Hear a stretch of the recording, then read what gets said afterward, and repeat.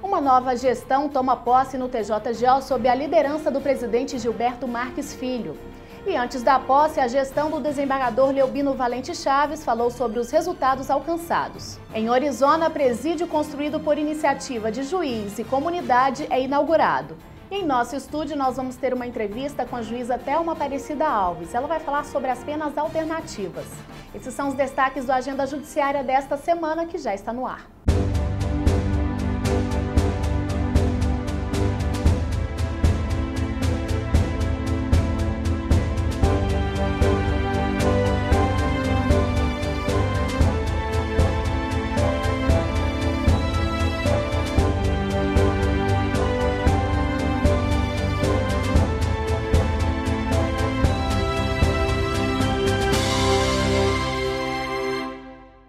Uma cerimônia marcada pelo entusiasmo tomou posse a nova presidência do TJGO. Confira. A missa em ação de graças antecedeu a cerimônia de posse dos novos dirigentes. O ato religioso foi ministrado pelo bispo emérito de Uruaçu, Dom José Silva Chaves, e contou com a presença de autoridades do Poder Judiciário, Executivo e Legislativo.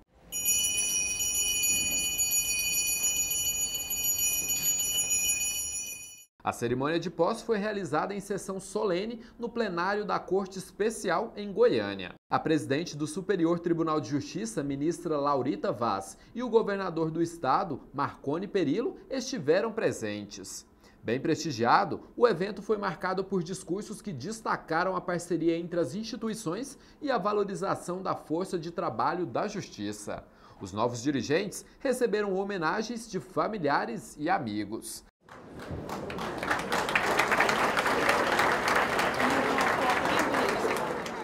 O presidente do Tribunal de Justiça do Estado de Goiás, Gilberto Marques Filho, iniciou a carreira na magistratura em 1976 na comarca de Ivolândia. Já em 2001, assumiu a diretoria do foro da comarca da capital, tornando-se desembargador em março de 2002. Em 2012, foi eleito presidente do TRE Goiás e, mais recente, ocupava o cargo de Corregedor-Geral da Justiça de Goiás. Para ele, a nova gestão vai ser marcada pela atenção aos servidores. A prioridade inicial, naturalmente, tem que ser a situação dos servidores, que estão aí numa situação de pré-greve, né? E agora já tem a agenda marcada com o governador, juntamente com os presidentes do Sindicato do Servidor, como também presidente do Sindicato dos Oficiais de Justiça, exatamente para contornar essa crise que se iniciou, mas vai acabar se Deus quiser. A vice-presidente Beatriz Figueiredo Franco assumiu o cargo de desembargadora em 2000, vaga do 5º Constitucional do Ministério Público do Estado de Goiás. Antes, havia sido promotora e procuradora de Justiça. De 2008 a 2019, foi presidente do TRE Goiás. Também foi Corregedora-Geral da Justiça de Goiás no biênio 2011-2013. Os novos dirigentes chegam com a responsabilidade de comandar um judiciário que tem 36 desembargadores e 374 juízes. A expectativa é que eles deem prosseguimento a projetos que ganharam destaque nacional, dentre eles o mutirão previdenciário e o Justiça Ativa. O Corregedor-Geral da Justiça de Goiás, Walter Carlos Lemes, ingressou na magistratura em 1981, depois de passar por diversas comarcas. Em 1987, chegou à comarca de Goiânia. Em 2003, foi promovido por merecimento ao cargo de desembargador. Presidiu o TRE no biênio 2013-2015. A responsabilidade é imensa, sabemos que é um cargo muito difícil, mas já passamos pelo TRE na condição de corregedor, de vice-presidente e também de presidente. Eu acredito que a gente vai ter a possibilidade de superar todos os obstáculos e sair com um êxito ao final da nossa jornada. No próximo bloco, nós vamos receber a juíza Thelma Aparecida Alves para falar sobre penas alternativas. É daqui a pouco.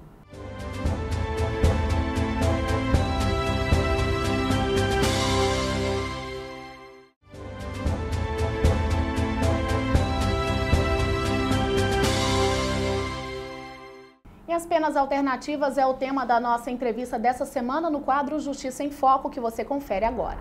A nossa convidada de hoje no quadro Justiça em Foco é a juíza Thelma Aparecida Alves, da Primeira Vara de Execução Penal de Goiânia. Doutora, seja bem-vinda. Muito obrigada. Obrigada pelo convite. Doutora, quais são os desafios, os grandes desafios da Vara de Execução Penal? Bom, eu acho que o principal desafio nosso da vara de execução em relação à nossa parte do judiciário, que é a administração processual, nós estamos tranquilos. A vara de execução ela está bem gerenciada, os benefícios, toda aquela questão processual dos autos nós temos cuidado, está indo muito bem. O grande desafio mesmo nosso é o sistema prisional em termos de custódia. Hoje já desde que aconteceu aquelas mortes, né, em Manaus e também em Roraima, nós temos visto que essa situação não é peculiar desses dois estados. Ontem, por exemplo, tivemos a reunião da Associação Nacional, da AMB, dos juízes, e percebemos que todos os estados passam por isso, desde os estados do Sul até o Roraima. Então, vivemos isso, essa superpopulação carcerária em todo o país. Então, eu acredito que o desafio nosso é o mesmo desafio de todos os magistrados brasileiros. É a questão da falta de investimento de todos os estados, do Poder Executivo Estadual e também federal, na criação de vagas. E, nesses últimos anos, nós tivemos aí uma criminalização maior. Então, nós tivemos vários crimes, né, que se tornaram crimes. Nós tivemos uma polícia mais bem preparada, mais bem estruturada. A polícia hoje tem bons carros, ela tem bons armamentos, ela já está acompanhando, né? E isso tem feito uma prevenção e uma repressão criminal maior. Então, a polícia hoje prende mais e prende melhor. Só que, em contrapartida, o Estado não vem oferecendo o que nós precisamos, que é essa abertura, essa criação de espaço para poder receber o custodiado, né, o preso em questão. Inclusive o TJGO criou um grupo, né, de monitoramento, que foi feito todo um trabalho no ano passado. Doutora, a senhora faz parte desse grupo. Faz parte. Né, de inspeção mesmo, de ver como está a situação carcerária em todo o estado. Como é que foi esse trabalho e no que ajudou realmente para ver o cenário aí aqui no estado de Goiás? Só para você ter ideia, a Corregedoria em 2015, na época à frente com o doutor Átila, mapeou o estado de Goiás. Foi em todas as comarcas e verificou o número de presos e presas, os preventivos, os provisórios, de todas as comarcas. E especificamente em Goiânia, no ano de 2015, nós tínhamos na época 1.750 e poucos presos na CPP e uns 320 no centro de triagem. Hoje nós estamos com quase 2.500 na CPP e mais de 600 no centro de triagem. E isso, você vê que o número aumentou bastante, e mesmo com a efetividade das audiências de custódia. Exatamente. Porque nós temos hoje a 7ª vara, titular o doutor Oscar, que está à frente. O Oscar é muito minucioso. Durante o ano todo. Durante o ano inteiro, desde agosto de 2015, efetivamente. Então, mesmo soltando nessas verificações, né, o juiz constatando a desnecessidade das prisões, mesmo assim, nós tivemos uma criminalidade muito crescente nesse período. E ela ainda vem a contramão, porque Goiânia ele é o centro, vamos dizer assim, nós temos as maiores penitenciárias, né, do estado, e temos também que acudir e dar apoio ao colega que está no interior. Claro. Que às vezes, em razão de um crime violento ou de uma necessidade muito maior, a gente precisa atender o colega aqui, receber, às vezes, um ou mais, né, detentos. Então, com isso, nós temos aqui em Goiânia hoje uma bomba assim próxima a explodir em qualquer momento, se assim, o governo do estado de Goiás... Em outros locais, né? Isso. Nós estamos acompanhando aí na mídia até um pedido da ministra e presidente do Supremo Tribunal que os estados, que os judiciários estaduais fiquem mais atentos. Vamos fazer a nossa parte. A questão da superpopulação carcerária, ela não é uma questão do judiciário, não é um problema nosso. Responsabilidade não é responsabilidade nossa a construção de unidades prisionais. Mas também é responsabilidade nossa essa fiscalização e o acompanhamento. Então, o pedido da ministra, o nosso atual presidente também pediu a todos os colegas, através de uma comunicação, que eles avaliem seus presos provisórios. Sim. Não a questão dos presos já julgados, não. Apenas aqueles provisórios que estão aí aguardando o julgamento e aí lotando as unidades, às vezes por um crime que, ao ser condenado, ele não necessite ficar tanto tempo preso. Então, esse pedido de urgência, nessa avaliação, está sendo atendido pelos colegas. A senhora acha que é exatamente nesse ponto em que o judiciário pode ajudar nessa questão das crises? Tem alguma outra ação que o judiciário, no seu ponto de vista, possa ajudar também, né, diante dessa crise que tem? Olha, eu estou a Goiânia há 4 anos, mas eu sou juíza da execução penal desde que entrei na magistratura, então já tem 17 anos, vai fazer 18 anos. Sim. E sempre trabalhei na execução penal. Mas especificamente nesses últimos 4 anos, a gente vem fazendo mutirões carcerários a pedido do CNJ, tanto nas grandes cidades também como no interior. Isso para ajudar o executivo nessa questão dessa desocupação, tirar a maior número de presos que talvez não necessite estarem presos, né? Então a gente buscou com os mutirões carcerários. Eu, inclusive, viajei para várias cidades do estado, junto com outros colegas. Então, a gente vem ajudando desde lá, desde 2012. Aí nós vemos com audiência de custódia, também é uma ideia do judiciário, não é ideia do executivo. Fomos nós, o Judiciário Nacional, que começamos com essa ideia. Vamos fazer as audiências de custódia. E enfatizando sempre... Fazendo uma peneira, né? Isso. Naquele primeiro instante. Exatamente. Enfatizando que ajudando o governo. Soltam pessoas perigosas, né? São realmente pessoas que não têm necessidade de ficar presas. E o governo de Goiás, também como governo de outros estados, agora a gente tem mais contato, a gente consegue entender essa logística, ele tentou nos ajudar. Talvez com um pouco de tornozeleira eletrônica, que foi uma ideia muito boa no início, mas ela paralisou. O governo deixou de cumprir seus contratos com a operadora das tornozeleiras e isso suspendeu essa oferta e isso trouxe um problema muito grande para nós. Então, assim, de 2012, 2010, 2011 para cá, quando começamos essa questão dos mutirões, depois audiência de custódia, os colegas no interior construindo celas junto com seus conselhos da comunidade. Hoje, na realidade, nós podemos dizer que a própria comunidade, em algumas cidades, principalmente aquelas menores, é que consegue resolver seus problemas de superlotação. Só que o Estado está fazendo vista grossa, o Executivo está fazendo vista grossa e está deixando passar. Tem que tomar essa responsabilidade. Acontece que o Executivo tem uma ideia assim, eu preciso investir em saúde, eu preciso investir em educação e eu prefiro investir nessas áreas do que em segurança e na custódia de presos. Só que hoje, quando a gente vê as pessoas na rua sendo assaltadas hoje o tempo inteiro, pessoas morrendo, a gente se bate com uma outra questão. Aliado à saúde e à educação, a segurança pública hoje, ela não está mais em terceiro plano. Ela já compete com os primeiros lugares ali na necessidade, né? As pessoas, se você hoje for perguntar, você está preocupado com a educação? Ele, não, estou preocupado com segurança. As pessoas estão perdendo o seu sossego em casa, estão se trancando, estão colocando grades em janelas, grades em portões. Então, hoje, quem está preso, custodiado, é a pessoa de bem. Porque quem está aí usando armamentos e assaltando, roubando carros, Goiânia hoje bate o recorde nacional. Nós temos 50 veículos roubados todos os dias. É um número muito grande. É um número... Para carros que são vendidos a R$2, R$3.000.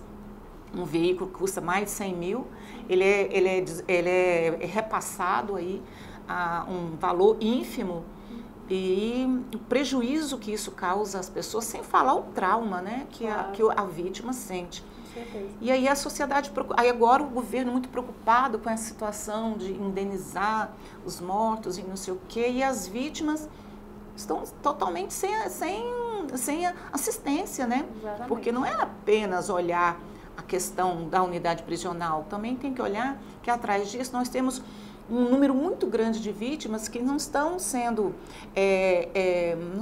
não existe um pensamento para elas, no sentido de apoio psicológico. Uma preocupação com elas, né? Uma preocupação, porque Eu já fui vítima em 2 oportunidades e outras pessoas também, e é uma sensação de impotência muito grande quando você está nas mãos de uma pessoa que a gente não sabe o que essa pessoa vai fazer, né? E perder a vida, hoje nosso bem maior, te causa uma dor tão profunda que isso demora muito a sair da sua cabeça. Então. Com certeza. E afeta a vida não só da pessoa, como da família toda, né? Da família toda. Doutora, só para a gente finalizar, em relação às penas alternativas, tem como elas ajudarem também, né, em todo esse processo? De que forma elas têm eficácia? É claro que elas são aplicadas a uma pequena quantidade de crimes, né? Explica para a gente como elas podem ajudar. As penas alternativas, nós estamos usando desde que criamos essa possibilidade de substituir uma pena privativa de liberdade por uma restritiva de direito. Uma substituição através de trabalho comunitário, penas pecuniárias, né? E outras mais. Hoje está sendo muito usado a prisão domiciliar, que antes eram para um grupo muito restrito legalmente, acabou se ampliando, né, para alguns casos, principalmente pessoas com problemas de saúde e tudo mais. Então, nós temos usado isso há muito tempo, todos os juízes têm usado. Isso tem favorecido, sim. Mas são casos em que os crimes cometidos, eles são, primeiro que o réu tem que ser primário. A gente quer dar a justiça quer dar uma oportunidade à pessoa que praticou seu primeiro crime a se refazer e não ir preso. Então, ele faz uma prestação de serviço à comunidade ou uma pena pecuniária e, com isso, ele vai trabalhar em instituições, né, dar um pouco de si em obras sociais importantíssimas que nós temos em Goiânia e Aparecida, e a comunidade se fortalece com isso. Não há necessidade de prisão.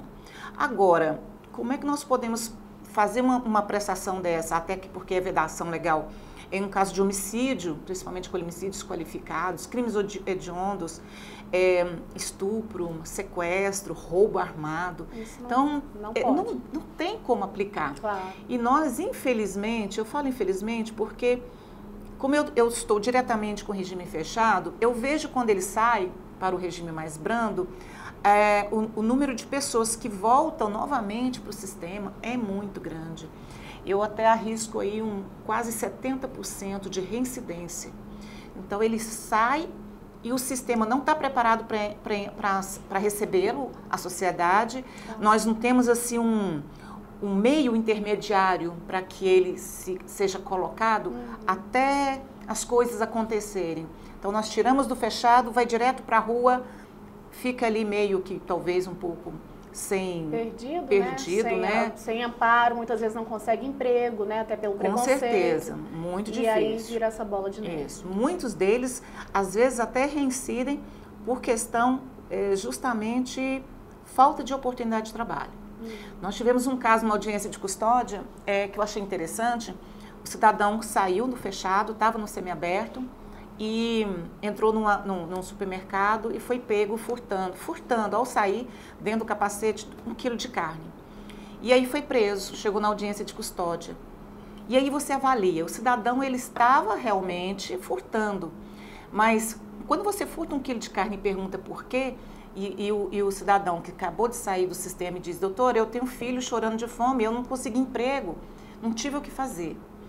Aí você começa a rever onde é que nós também estamos errados, né? Assim, de tirar uma pessoa que está no fechado, colocar diretamente em liberdade, assim, de uma vez, sem algo que dê para ele, no mínimo, assim, um amparo, um acompanhamento. Um acompanhamento, nem que seja psicossocial, através de assistentes sociais, né? Para que o assistente social possa acompanhar essa pessoa e tentar, inclusive, colocá-los em programas sociais do governo ou conseguir empregos em outras áreas, para que ele não volte. Com dignidade em sociedade, né, doutora? Mas uma grande maioria volta a delinquir porque, infelizmente, parece que esse é o trabalho dele, né, a profissão.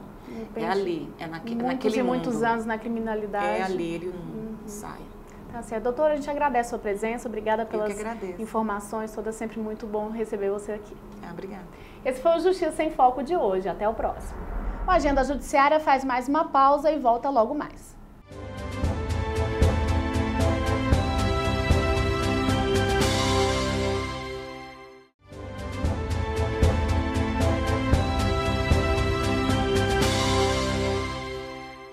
Estamos de volta com a agenda judiciária e antes da posse do novo presidente, o desembargador Leobino Valente Chaves apresentou os relatórios de gestão. Confira. Durante a última sessão da Corte Especial, presidida pelo desembargador Leobino Valente Chaves, a Presidência, Vice-Presidência e Corregedoria-Geral da Justiça de Goiás apresentaram aos integrantes da Corte os balanços de gestão do biênio 2015 e 2017.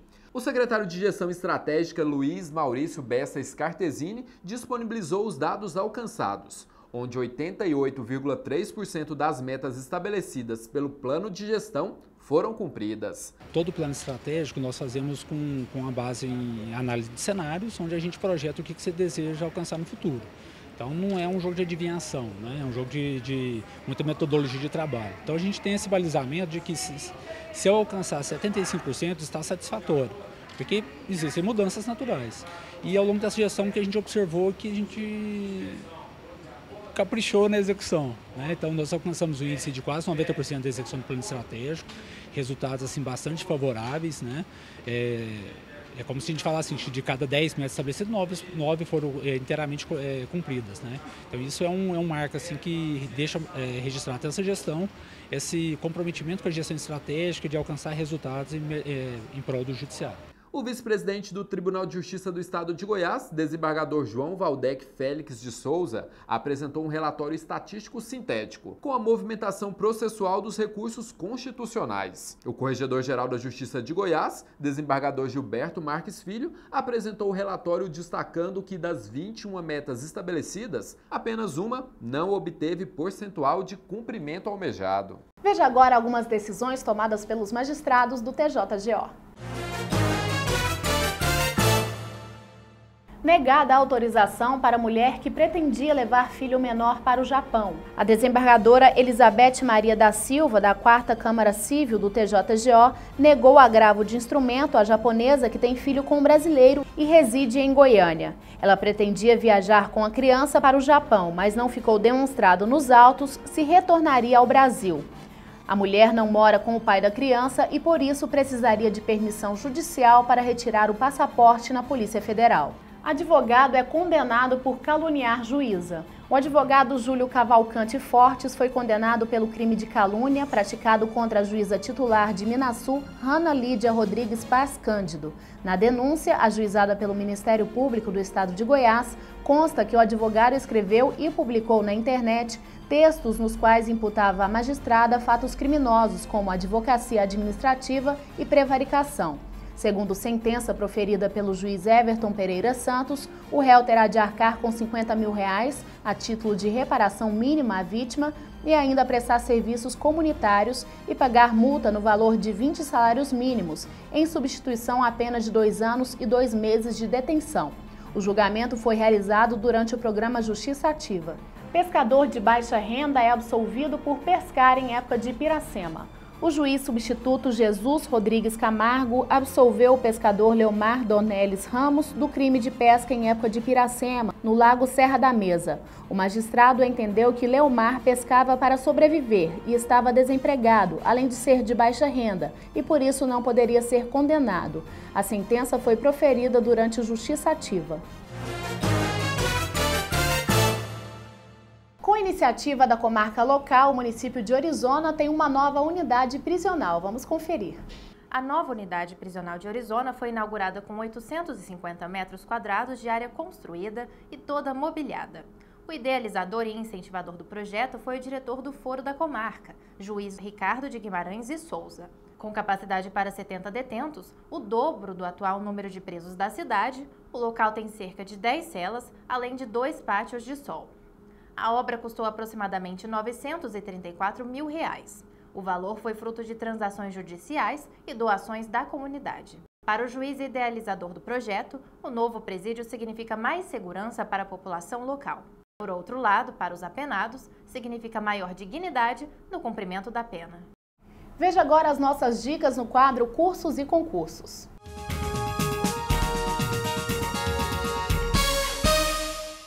Estão abertas as inscrições para o concurso de juiz federal substituto do Tribunal Regional Federal da 2ª Região. O edital dispõe de 50 vagas com salário de R$ 27.500. As inscrições vão até 14 de fevereiro. O Tribunal de Justiça do Estado do Paraná lançou o edital para concurso de juiz substituto. Estão disponíveis 5 vagas, sendo uma para pessoa com deficiência e outra para negros. As inscrições abrem em 1º de fevereiro.